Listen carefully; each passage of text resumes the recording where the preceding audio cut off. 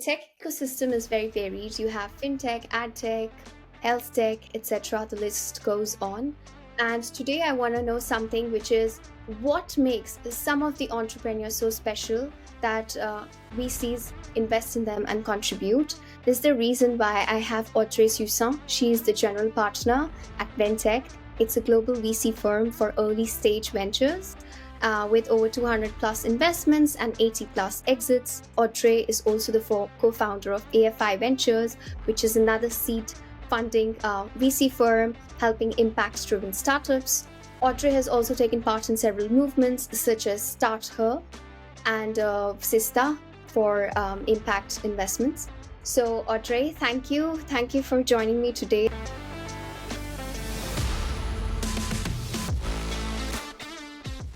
So, Audrey, I know that within at Ventech today, you have within your portfolio companies several verticals. Let's say you specialize in HR tech, retail tech. There are several successful companies within your portfolio. What have you observed in these entrepreneurs from coming from these successful ventures? I read this article of yours, which was quite interesting to me, very intriguing. You mentioned some of the traits. So yeah, what I learned during these 13 years investing in companies is that you could succeed with many different personalities as an entrepreneur. So I don't think you should, like, as a potential entrepreneur or candidate for being an entrepreneur, you shouldn't get demotivated by looking at all the entrepreneurs you see on TV and saying, "Oh, I'm not like them, so I should stop." I think there is a company for any entrepreneur. And actually, as you said, Ventech has been investing for more than 25 years, investing in a few hundreds of companies, 110 over the last 15 years. And when I'm thinking about the most successful entrepreneurs, they don't look like each other, actually. You have kind of various types of entrepreneurs, and I can get a bit into the details of these types of entrepreneurs, but again, you should find your own version of entrepreneurship as an entrepreneur and not copy paste, I would say, what you see. And basically, it's the same for VCs. I'm saying that because myself, I'm also always looking for a better version of myself and who I could get inspired by. And of course, there are many great VCs in the US, especially, that are very well known. And yeah, there are some who are, very shy, and some who are very outgoing. So some who are very analytic, some who are very driven by the market size, and yeah, actually very different from each other as well. So getting back to the entrepreneurs, yeah, maybe when we watch TV and when we think about entrepreneur, very often we think about someone who has an idea, a great idea, and someone who anticipates about the market shifts, and someone who is very visionary, basically. So it's very often what we think of. And of course, there are entrepreneurs like that. And yeah, I can think of a few in our portfolio company, but basically these are not the only one. And you know very well Xavier, for example, and Emilien from Additive. Yeah, both of them have been following the Additive for 10 years now. The company is 10 years old. I've investing from the very beginning. Great company in the tech industry. Well, I couldn't really say that they were visionary in the sense that the market changed so much during the last 10 years. It had been, I mean, the advertising technology market has been shifting so many times during these 10 years that it would have been impossible to, know in advance what could have happened. And yeah, I think when you think about Xavier and Emilien, they are great at execution, they are very agile, they are great at reactivity. But I wouldn't say that when they pitched me 10 years ago, they were thinking about what the company is now. Actually, I could tell you in another podcast what it was about, but it was very different, and that's fine. I mean, I'm not looking for entrepreneurs that in 100% of the case, they can identify what would be the future. That's not what I'm investing in. I'm also investing in people who can very quickly adapt, and especially depending on the different market, the different sector, you would need different types of entrepreneurs. And in the ad tech market, which is shifting every time, I think it's much more important to get someone very agile, very reactive, than someone who foresees the future. Because the negative point of being able to be a great visionary is that very often you don't want to stop your idea, you don't want to stop executing the idea that you envision.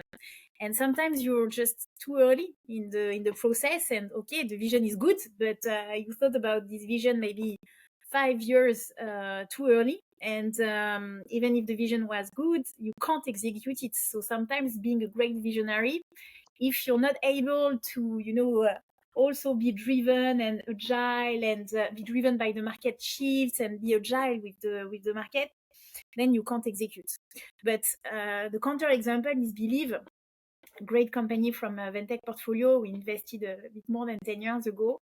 Company which is really distributing music artists to streaming platforms such as Spotify, Deezer, and Co. So one of the major in the music industry, company which actually was in the news today because there has been a takeover on this company, valuing the company for more than 1.5 billion euros. So Yeah. we invested in this company more than 10 years ago. It was doing less than 2 million euro revenue. So you see, long road. And in this very specific case, the founder and CEO of Believe, Denis Ladegaillerie, he had a vision. Basically, the vision was, I think the CD will disappear. You don't need any hardware to listen to music, and the whole music industry will be digitalized. And 10 years ago, when he was pitching this vision, it was a time when, you could have stores, full stores, which were only selling CDs, like Virgin on the Champs-Élysées. It was like 3 floors of selling CDs. So it was really totally innovative to say CDs will disappear. And actually it happened. And it was great because, okay, he had this vision, but he also shifted the business model of Believe every time that the market, because you don't go from all is about hardware to listen to music to it's pure digital. Of course, to get to the consumer shift, you have to go through different Right. versions, I think, of the new market. So if you think about the digitalization of the music industry, if you remember well, at some point we were buying online CDs on iTunes for like €2 a title. It seems like long time ago, but I'm sure you remember this time where we were buying €1 or €2 to listen to one music, one song, basically to buy one digital song on iTunes and listen to it. So it was a bit an in between. The pure CD and the existing model that we know today, which is unlimited subscription to get to unlimited access of every music you could think of, like Spotify and so on. But to get to the current market, you had to go through this in between, Right. which was not part of the vision of the CEO, but it was on the road, so he had to adapt to this vision. So yeah, sorry, I'm a bit getting into every direction, but I want to illustrate with examples of CEO that I met. Some were great at finding this vision, and some others who actually totally missed the vision. If I'm making jokes on Xavier Emilien, they totally missed I mean, what they pitched to me didn't appear, but that's fine because they were great again at executing in these market shifts. Indeed, I remember that Emilio had actually shown me one of his presentations, several presentations actually, and I saw how he pivoted to different models, how they pivoted to different models. And I think, yeah, because you actually tackled my question very well, because my second question was about market anticipation. What is the role of market anticipation in the success of a venture? And I think it's not just market anticipation, but also considering pivoting when needed. Yeah, constantly pivoting. Yeah, I think that's a great expression, because entrepreneurship is all about constantly pivoting. You have opportunities down the road that you need to take. And I think a good entrepreneur is both strategist and tactic. So, of course, the strategy is all about long-term vision, and the tactic is all about short-term wins. And to get to this long-term vision, you need to get these short-term wins. So you can't just avoid the tactic and concentrate only on the strategy. So it's very important to be on the two sides, or to be you don't have to do everything by yourself. I mean, in every of your question, you ask about the traits of the founder, but I think you need to think about the traits of the founding teams. And Indeed. the founding teams needs to be complete enough and complementary enough to actually have some people that are more focusing on the long-term vision, some others that are more focusing on the short-term execution. It's very hard for a founder to do everything at the same time. But what, as VCs, we are looking for is really a complete team of complementary founders with these different traits. And getting back to this momentum, this timing, I mean, you never really know when the vision will get real or not. So in the meantime, you need to react and really execute according to the current momentum, the current timing. I mean, we can discuss also about this time to market, but again, so many times founders had great ideas. I invested in a company. I remember a competitor of Deliveroo, but I didn't know Deliveroo at the time when I invested. French company that was actually delivering food, last minute Okay. food. But yeah, I mean, Deliveroo just launched.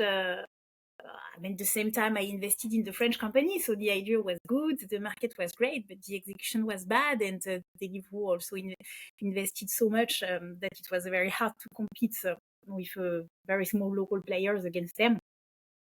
So yeah, I mean, having the good idea doesn't make the success at all. Indeed, indeed, I can And see and, that. and if I had to choose, basically, if I had to choose between, a founder who executes very well on a bad idea, or a founder who doesn't know how to execute on a great idea, I prefer the first one. Ah, oh, okay, good to know. Yeah, these are the insider notes that I really want to tap on. Today I've gone through a lot of myths, and I would like to tackle those myths with you around early stage entrepreneurs or ventures, let's say. They face a lot of challenges such as lack of traction, you know, and building a minimum viable product.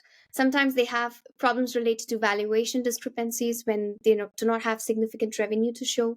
Sometimes there's a problem with founder market fit or product development, market time, which something you already tackled. So, if we were to look at founder market fit, let's say, for example, how important do you think this factor is when you Mm. evaluate? Founder market fit, yeah. Well, sometimes it's reassuring to meet with founders who come from the industry, who have the expertise, and they tell you I've already seen it. By the way, it was the case of Denis Ladegari from Believe. He was coming from this music industry, and from the inside, he was able to disrupt it. But it's very rare, actually. Usually, disruptors, they don't come from the industry. It's very complex when you are a specialist of a specific sector to be Mhm. able to disrupt this sector, because you embrace it so much, you've learned so much about it, you know all the rules, that the rules becomes to you the new normal, and you don't want to revolutionize these rules because it's your rules, basically. While I've seen founders that were much more comfortable at disrupting the sectors while not coming from this sector while not coming from this sector at all. For example, Sticky Ads founders, they came from the telco industry, and they've been executing a great company in the real-time bidding advertising in the video space. And yeah, they didn't come from the advertising industry. and that's fun because at the end they sold the company to a telco company, so we were back to their sector again. Back So to the there same. was a link. There was a link in the end, but it was very hard to see the link between their background and the new company they wanted to launch when they pitched to us in the first time. So I'm not sure that you absolutely need to come from the. Of course, it's reassuring. It creates a great equity story to say, yeah, I've, I've lived the issue, I've lived the Right. challenge, I've lived the problem, and that's why I've been looking for a solution. I couldn't find the solution, so I decided to build my own solution. It's an equity story that we hear many times, and yeah, it is reassuring. But sometimes having a fresh view on a sector you don't know at all, and by being having this fresh view and this distance with the rules of the sector, you can actually be much better at disrupting it. So I'm not sure this is the only way Mhm. to be a great entrepreneur. Yeah, And I can. anyway, you can find another equity story, Yeah. even if you don't come from the sector, you can say that that's something I recommend for new entrepreneurs. When you come to VCs and you launch your seed stage, for example, you come and just by saying, I've made 100 calls with potential clients, with 100 calls with prospects, 100 calls with people from the industry, and that's what I discovered from this.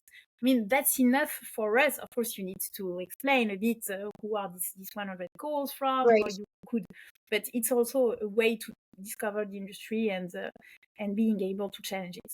Yeah, I can truly connect the dots. I mean, we're kind of, what I'm going to say is not primarily based on what we were talking about. But you remember we had this conversation earlier and you were telling me about the VC space, how within your own company you have young people, how they could be disrupting some of the things, not thinking the same way. So I think at the end Yeah. of the day, it's about just giving someone a chance who's an outsider. Maybe they can have an idea which is different from what is the existing, the status quo within an industry. Yeah, I would go even further. Sometimes being new to a job or being new to a market, a sector, gives you really the tools to be able to see another potential future. So indeed, I think what we discussed together is that at Ventech, we are 6 partners investing in companies, and among the 6 partners, they are very young partners, or very young, I don't know, but in their 30s, and some Wow. who are much more experienced in their 60s. And yeah, indeed, it's very often fun to challenge a bit the points of view of the younger and the youngest and the most experienced, because you need bit both for being a good VC. You need to have the experience and have seen many things which succeeded or which didn't, and to kind of take the lessons of these examples that happened in the past. But at the same time, sometimes if you've seen too much, you would say, "Oh, this I've already seen it many times. It never worked, so it will never work." But no, sometimes it was just not the right moment or the right timing, and so indeed it didn't work in the past. But maybe it didn't work also for 40 times, but for 40 different reasons. And then Right. today it's the right moment, or today you can do it with the right execution and it works. So indeed you need to be a bit new as well, to be able to embrace ideas from the past that are coming back now, but with the right angle. Totally, totally. And in terms of importance of timing, you've briefly mentioned that. But how do you assess timing when you consider a market opportunity for a new startup? I think I saw it somewhere when you mentioned that you gave a chance to a company that was proving the value of programmatic advertising when it was not the case. I'm unable to recollect the name, but yeah, some of the examples from your experience. Yeah, yeah. I think the company you mentioned is Sticky Ads, that I Ah, already mentioned in the real time bidding advertising space, applied to video. And indeed, when we invested in the company, they were still an agency and they were still executing campaigns, advertising campaigns with no real-time bidding at all. Right. Just with what we call orders. And they were at the very early stage of this shift in the market. The shift was already kind of foreseeable in the US, but much less in Europe. And everything was about, okay, will it shift to Europe?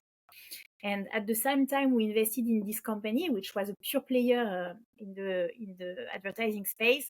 We were already an investor in a company called Webedia. Mm-hmm. It's one of the main publishers in Europe, publisher behind Allociné, jeuxvideo.com, 750 grammes, and so on. And actually, they were selling advertising as a business model. So it's a media company. So selling advertising was their main business model. And so before investing in this sticky ads company, we asked Webedia, what do you think about the shift to real-time bidding? Do you think it will be very soon in the market, and so on? And Webedia, by being within the industry, they were pushing away this innovation. I mean, it was not good for them in a way. Indeed. When it appeared, they had to change totally their business model. They had to get equipped in technology. They had to change their operations and so on. So, as it was a company which was already doing, I don't know, tens of millions of euros, they maybe they had this lack of agility, or maybe it was not a given for them that the market would shift that way, especially in their specific vertical, which was premium. And they were thinking, okay, real-time bidding will appear, but not for premium media, only for the mass media. And actually, it happened. So you see, in this example again, people from the industry, they couldn't believe that the innovation would disrupt the market. And still, we decided to invest in the company because we thought, okay, maybe it's not for the premium media, but the market is enough for the non-premium. But yeah, we didn't really know, but we still decided to invest, thinking, okay, maybe they are a bit in advance, maybe it will take time. But in the meantime, they have this other business model, which is the agency, which is less interesting for VCs, less scalable, and also less innovative. But it was a good way for us to get reassured by the fact that, okay, if the disruption was too slow, they were able to still, get a viable company and compensate a bit the length of the innovation. Many factors play a role. Yeah, I see. Moving on to your point, something that you mentioned, sometimes they say they made 100 calls. I connected with the network effect that you were talking about in our previous conversation. Have you observed the network effect in any of your portfolio companies when they've been unable to prove traction for their product or service? And how does the network effect prove scalability? Yeah, I love network effects. It's one of my Yes. favorite topics. And when there is network effects in a company, I mean, you can be assured that I will have deep look at the company and try to invest. So especially I have one in my portfolio. It's called Reveal. Reveal is a company which is enabling partnership managers Oh, yes. to basically get additional sales, get additional leads from the partners. So basically, the pitch is easy. You already have outbound sales where you have a CRM tool to call new people. You also have inbound marketing, which is about doing marketing campaigns or great websites to get inbound coming to your platform.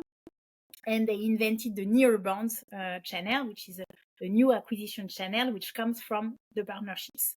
And so the business model is really kind of a huge professional social network where, as a partner, you would onboard on the platform, invite other partners, meaning companies that are in the same market than yourself, that are selling complementary products, but that you are not competing against.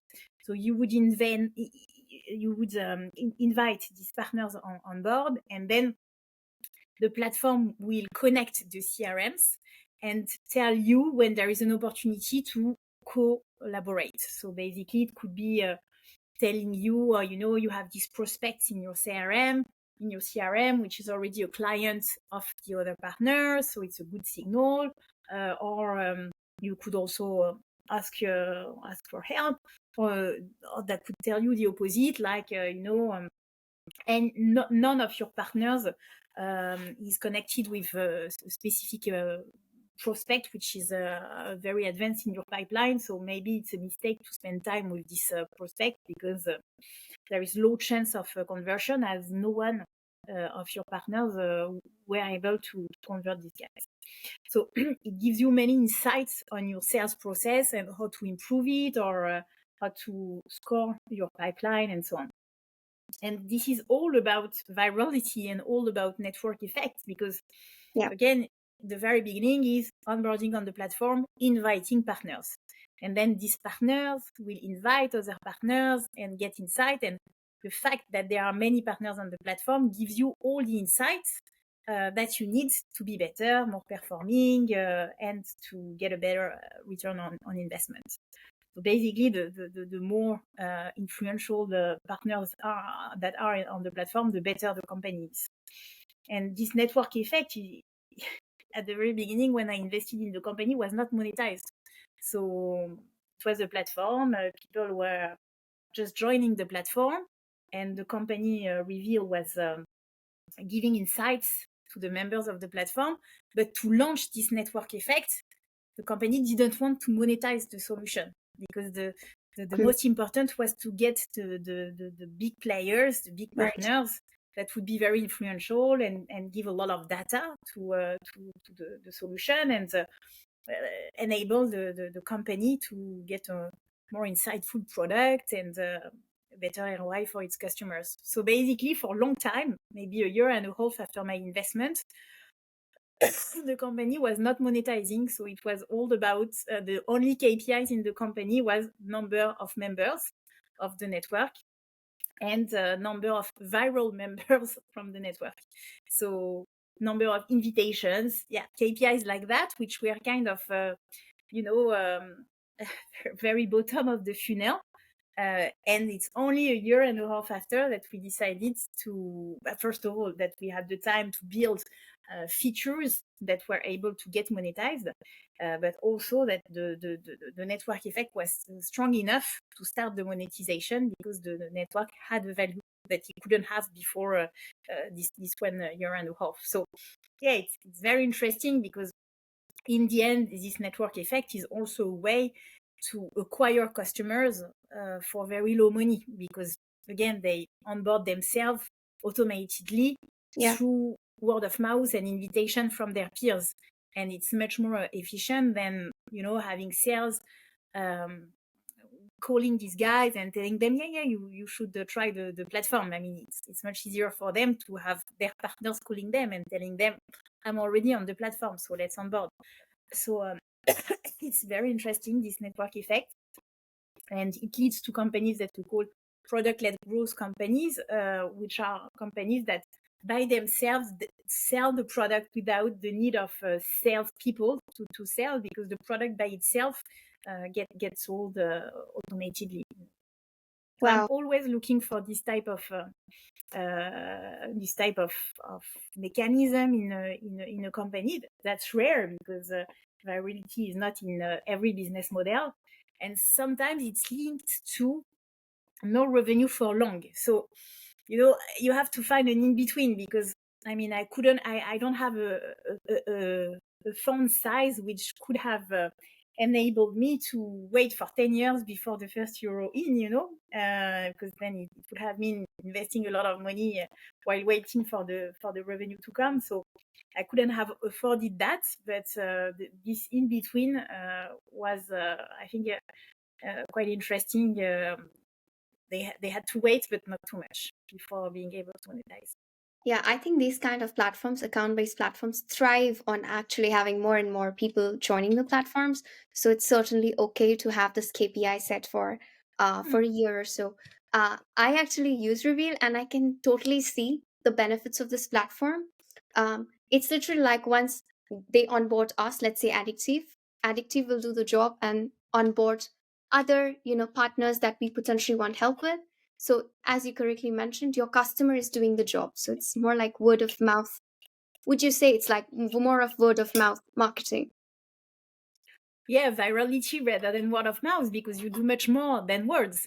You Yeah, actually invite your partners, so you act. Actually, you would not only tell them come to the platform, you would push them an email saying here is the button to connect. So I think it's even more than word of mouth. And the issue of word of mouth is you can't really measure, you can't really tell where it comes from, why, and so on. While product-led growth and this type of network effect, you can very easily measure how many invitations you made, how many people from the invitation came and converted into customers or not. That's great that totally. you're using Reveal. I didn't know that. Oh yeah, yeah, yeah. Actually, it was Emilia who pitched that idea, and it's great. The platform is great, and I don't think they have a lot of they have competitors per se in Europe. I've not heard of. There's one Crossbeam, which is in the US, but Reveal is Exactly. also GDPR compliant, and yeah, I think it's a wonderful platform, especially helping B2B players enhance their database and customer base. Exactly. Yeah, Yeah, that's exactly the point. amazing. So I want to pivot a bit to women in VC and the tech ecosystem. I mean, I recently read this report. It was Women in Venture Capital. I read that there are about 16% GPs in Europe today. You're one of them. So yeah, how important do you think a company, especially if we were to talk about the VC space, the company's gender diversity score is? Why is it so important? Now there are many studies which shows that the more diversity in a company, the best the performances are. So I think it has not to be. You don't have to convince anymore on that. And I think it's not only about gender diversity; it has to be any diversity. It brings a lot around the table. Again, I was thinking at the very beginning of this call, I was speaking about the complementary needed in a team. It's all about that. Basically, the more diversity you see in the team, the more complementary the team will be. And then it's a lot of challenge in terms of being open-minded enough to understand the other point of view or the other angle, but this diversity brings a lot on the table. I mean, that's what we have at Ventech. I already described that we have this diversity in terms of age, with partners being younger than others, but we also are 42% of women in the partnership, and we also have a great diversity in terms of culture. Mhm. As there are three nationalities represented in the partnership, and actually five in the whole team. And same thing, nationality, culture brings a lot of different angles, point of view around the table to make a complete decision. Have you observed within Ventech changes in investment decisions made due to diversity? You've been in the space for over 10 years. You mentioned 42%, which is great. Do you think there is like also a relationship between gender diversity and the impact on investment decisions? Do you have more women on board? Because Um, yeah, the impact on decision making is strong in the sense that, again, our decisions, they are taken with a much broader view on a specific challenge, question, problem, or I don't know what. Then the results can be different or not, but I think I will give an easy example.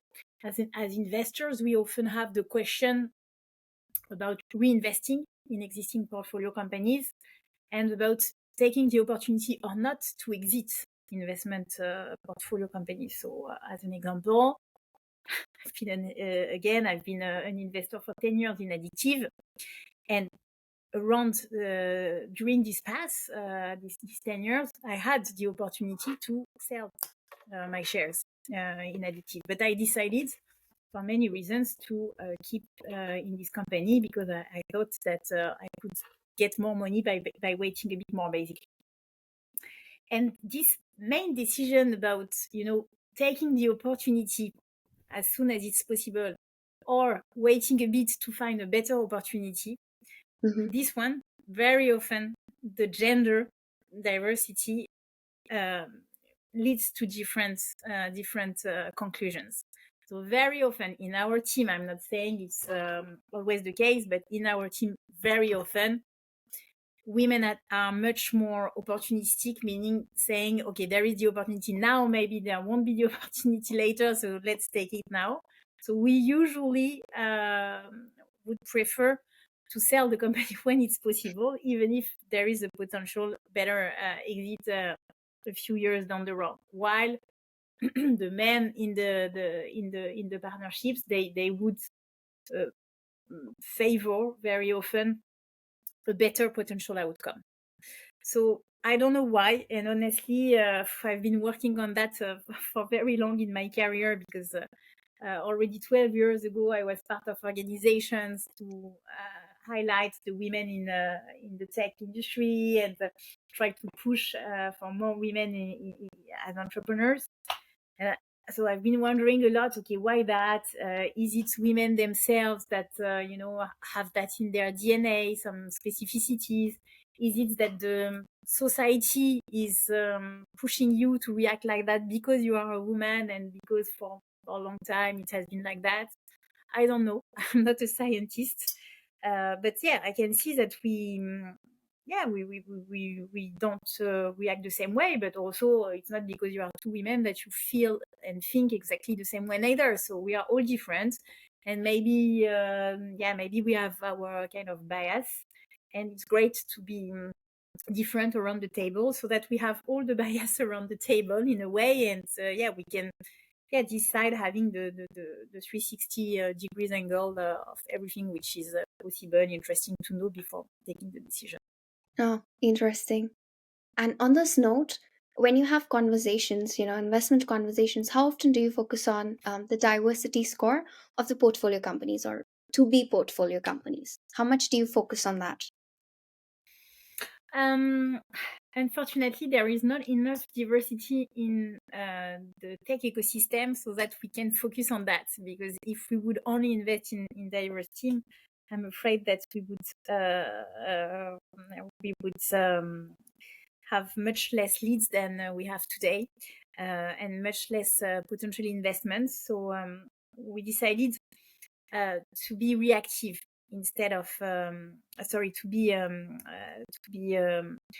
can I say, to be instead of limiting our investment to great diversity score in our companies, we decided to push any companies that come to us, even with a bad diversity score, to increase their diversity score. So we think it's much better because Yeah. it enables us to work on a much larger scope and also have an impact on the market and on the potential great startups that are missing a bit of performance because of this lack of diversity. So it's more about us pushing our founders, pushing our C-level teams to get more diverse. And of course, you can't also get into the totally different vision, which would be any women you should hire because it would be diversity. Oh no, of course you can't work like that. So you need to find the right person, and if it brings diversity to the team, we think it's a plus. But I mean, I'm totally against what you call in French we say les oh my god, how do you say that again? When you proactively put ratios on the table so Yeah. that there are more women in the Quotas, C-level like teams. more like quotas. You have, Quotas, exactly. yeah. Quotas, ratios, exactly. You got it.